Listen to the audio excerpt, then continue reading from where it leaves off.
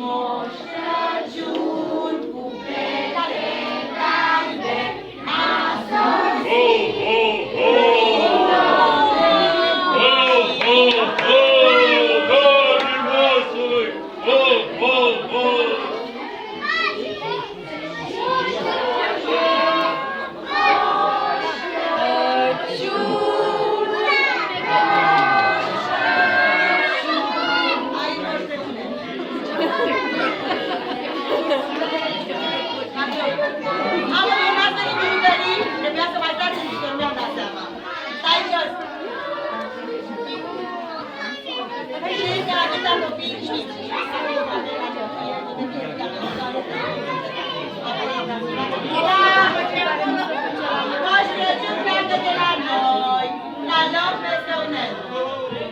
Deci o să luăm doi părinți, să luăm sacii, să ducem jucăriile la altă grădiniță. Nu mai veniți, vreau să vă văd peste unel.